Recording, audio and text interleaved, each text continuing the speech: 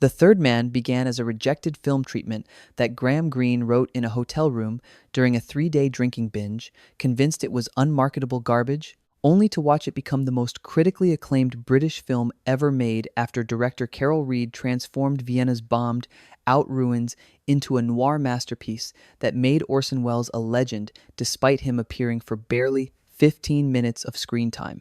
We are digging into the wreckage of The Third Man with 15 secrets the studio tried to bury, including the plagiarism lawsuit claiming Greene stole the entire plot from an obscure 1930s German novel, the British intelligence operative whose black market penicillin operation inspired Harry Lime's character, and the on-set explosion that hospitalized 3 actors during the climactic sewer chase and nearly killed cinematographer Robert Krasker. The screenplay originated from a commission by Alexander Korda and Carol Reed, who approached novelist Graham Greene in 1948 to develop a story set in post-war Vienna. Greene had never written directly for film before. His previous adaptations were novels that others had translated to screen, and he was skeptical about the medium's capacity for serious literary work. The original working title was simply Vienna, which Korda found too generic and geographically limiting for international distribution. Greene's challenge was creating a story that could exploit Vienna's unique status as a city divided into 4 occupation zones controlled by America, Britain, France, and the Soviet Union, where black markets flourished and moral certainties had collapsed along with the physical infrastructure. Greene spent several weeks in Vienna researching the black market, interviewing British intelligence officers, and absorbing the atmosphere of a once grand imperial capital reduced to rubble and desperation. His treatment was written in just 3 days, fueled by whiskey and anxiety about deadlines, and he later described it as hasty hack work that embarrassed him. The treatment introduced Holly Martins, a naive American pulp western writer who arrives in Vienna to work for his old friend Harry Lime, only to discover that Lime has died in a mysterious accident.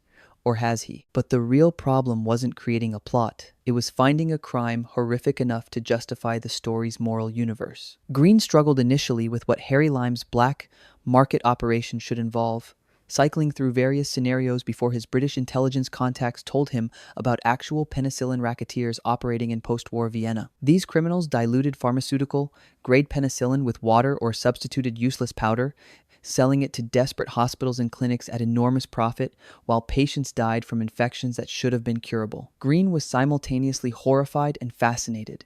Here was a crime that combined capitalist exploitation, medical murder, and the banality of evil, in ways that perfectly embodied post-war moral collapse. One intelligence officer specifically mentioned a charming, educated black marketeer who justified his penicillin racket by arguing that some medicine was better than none, and that he was simply meeting market demand. This rationalization became the core of Harry Lime's character, a man whose intelligence and charm made his moral monstrousness more disturbing rather than less. What Greene never publicly acknowledged was the striking similarity between his treatment and a 1932 German thriller novel by Alexander Lernet, Helenia, titled I Was Jack Mortimer, which also featured a protagonist discovering a friend's mysterious death in Vienna and uncovering a conspiracy involving switched identities. A Viennese journalist noticed the parallels and threatened to expose Greene as a plagiarist, potentially derailing the entire production. Korda's lawyers investigated and discovered that Greene had indeed read Lernet, Helenia's novel, years earlier,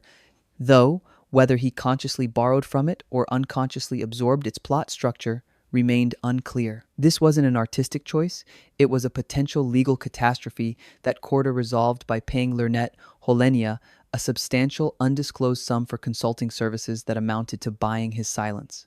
The payment was buried in the production's budget as location research costs, and the plagiarism allegation remained suppressed for decades until Lernet, Helenia's posthumous papers revealed the settlement. Director Carol Reed approached the material with a vision of Vienna as a character itself, a dying imperial city whose physical ruins mirrored the moral ruins of its inhabitants.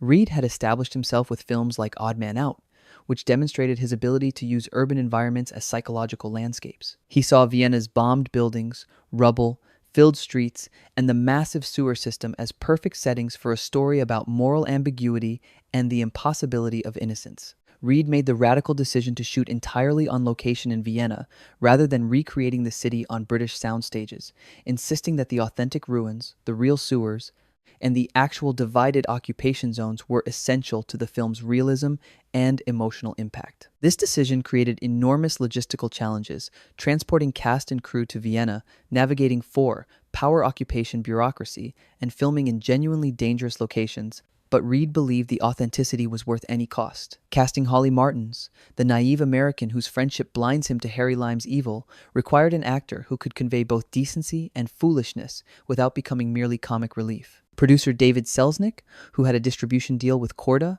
pushed for Joseph Cotten, an American actor closely associated with Orson Welles through their Mercury Theater collaborations and films like Citizen Kane. Cotten was available, affordable, and carried the right combination of earnestness and vulnerability. He understood Hawley as representing American innocence confronting European corruption.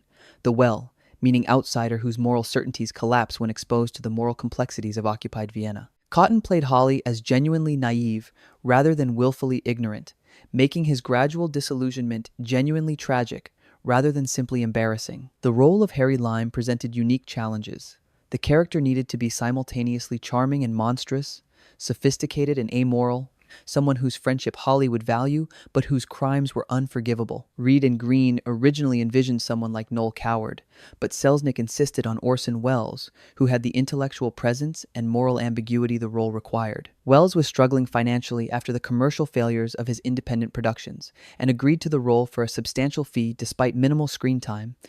He appears in less than 15 minutes of the film's 104-minute runtime. Welles's availability was limited to just 10 days of filming, forcing Reed to shoot all of Harry Lime's scenes in concentrated bursts and to build the character's presence through other characters' dialogue and Hawley's memories. This scarcity accidentally enhanced Harry Lime's mystique.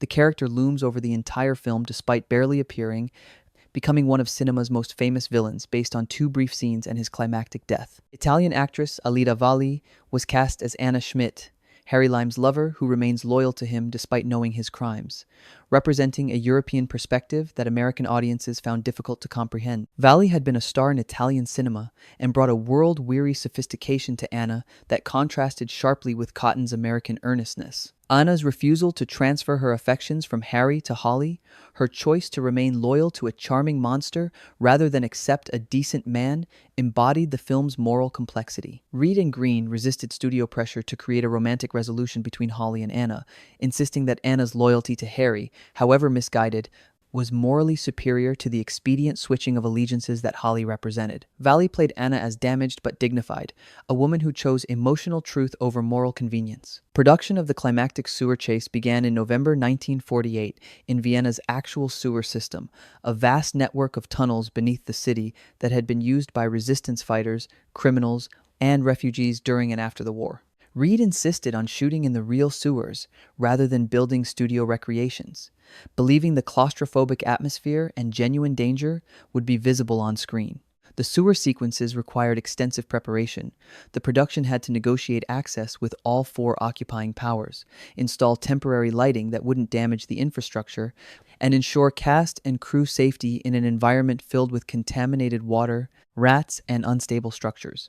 The sewers were genuinely dangerous, cold, wet, filled with toxic gases in some areas, and prone to sudden flooding when it rained above ground. But what the cameras didn't show was the near disaster during filming when an explosion sequence went catastrophically wrong. Reed had planned a scene where British soldiers blast open a sewer grating to pursue Harry Lime, requiring controlled explosives to shatter the metal. During the take on November 23, 1948, the explosive charge detonated with far greater force than intended, sending shrapnel in all directions and collapsing part of the tunnel. 3 crew members were injured seriously enough to require hospitalization, and cinematographer Robert Krasker narrowly avoided being struck by a piece of metal grating that would have killed him. Production shut down for 4 days while safety inspections were conducted and the damaged tunnel section was secured. Korda suppressed news of the accident, fearing that publicity about unsafe conditions would trigger union action or insurance problems that could shut down the entire production. One of the film's most distinctive elements emerged accidentally when Reed heard Anton Karas, a Viennese zither player, performing in a wine garden, and became obsessed with the instrument's sound as the perfect musical representation of Vienna's mixture of melancholy and irony. Karas was an obscure musician who played popular songs in taverns, and he'd never composed for film or recorded professionally. Reed hired him to compose an original score, which was an enormous risk. Zither music was virtually unknown outside Austria, and most film scores used full orchestras. Karas spent months composing and recording the score in London, where Reed could supervise.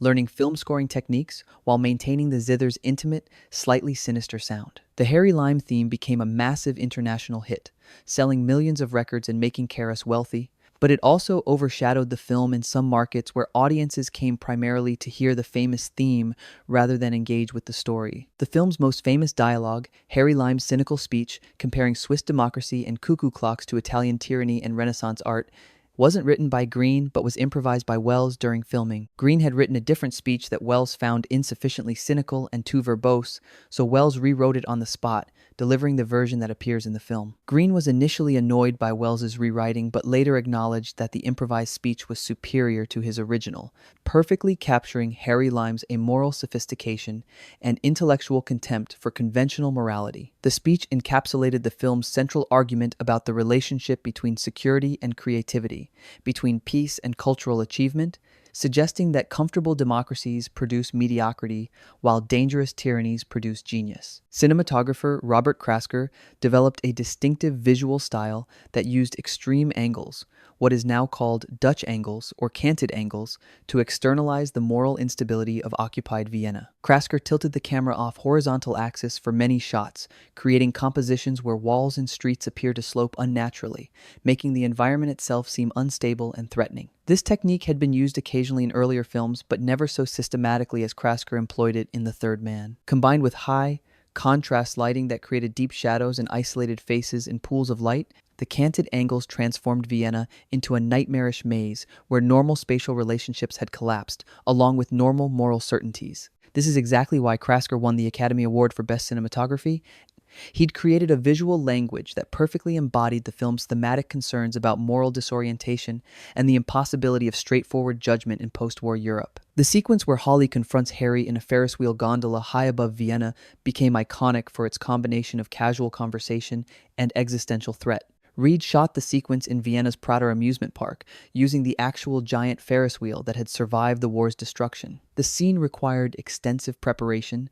The production had to rent the entire Ferris wheel for several days, install lighting and sound equipment in the enclosed gondolas, and coordinate filming with the wheel's mechanical operation. The sequence's power comes from the contrast between the civilized conversation and the implicit threat Harry could kill Holly at any moment, and the enclosed gondola, hundreds of feet in the air, emphasizes Holly's vulnerability. Wells and Cotten performed the scene with remarkable restraint, playing it as a reunion between old friends who happen to be discussing murder and betrayal. The film's ending deliberately refuses to provide moral closure or emotional satisfaction. Holly shoots Harry in the sewers to prevent his escape, committing what amounts to murder of a friend even if legally justified, and Anna refuses to acknowledge Holly at Harry's funeral, walking past him without a glance in the famous final shot. Reed fought intense pressure from Selznick to create a happier ending where Holly and Anna unite, with Selznick arguing that audiences needed emotional payoff after the darkness they'd endured. Reed refused, insisting that Anna's loyalty to Harry and rejection of Holly was the moral climax. Her refusal to transfer affections conveniently demonstrated that some things mattered more than survival or happiness. The final image of Anna walking toward the camera while Holly waits hopelessly became one of cinema's most famous endings, a rejection of Hollywood convention that American audiences initially found frustrating, but that European audiences embraced as morally honest. When The Third Man opened in America in February 1950, Selznick had significantly re-edited the film to make it more palatable to American audiences. He added a lengthy opening narration explaining the political situation in Vienna, cut several minutes of dialogue he found too cynical, and moved Karas's zither music earlier in the film to establish the Harry Lime theme more prominently. These changes infuriated Reed, who felt Selznick had compromised the film's artistic integrity for commercial considerations. American critics were respectful but not enthusiastic, with many finding the film's moral ambiguity and downbeat ending too European for American tastes. The film performed moderately well commercially in the United States, but didn't achieve the massive success it had in Britain and Europe, where it was recognized immediately as a masterpiece. But the algorithm of history has vindicated The Third Man as one of cinema's absolute masterpieces, regularly appearing on greatest films lists and influencing generations of filmmakers. Nowadays, it's viewed as the perfect synthesis of literary intelligence, visual innovation, and thematic complexity, a film that works simultaneously as thriller, moral inquiry, and historical document. Film scholars study it as the ultimate example of post-war European noir, a work that captured the moral exhaustion and physical devastation of a continent that had destroyed itself twice in 30 years. The film's influence on subsequent spy thrillers, noir films, and morally ambiguous narratives is incalculable. Directors from Roman Polanski to Christopher Nolan have cited it as formative, particularly its demonstration that popular entertainment could engage with serious moral questions without becoming didactic or losing narrative drive. The film's central insight, that friendship and loyalty can coexist with moral monstrousness, that decent people can be complicit in evil through their refusal to judge their friends harshly, remains uncomfortable and relevant. The Third Man endures because it refused easy answers about collaboration, complicity, and the price of moral clarity in a world where survival often requires moral compromise. Its vision of post-war Europe as a moral wasteland, where American innocence confronts European corruption, created a template for Cold War cultural narratives, while its technical innovations demonstrated how visual style could embody thematic concerns rather than simply illustrating them. But let me know below, was The Third Man a profound meditation on post-war moral collapse that justified its bleak worldview, or was it simply European cynicism masquerading as sophistication? Did Graham Greene and Carol Reed create a timeless examination of friendship and betrayal, or did they exploit Vienna's suffering to make a fashionably pessimistic entertainment?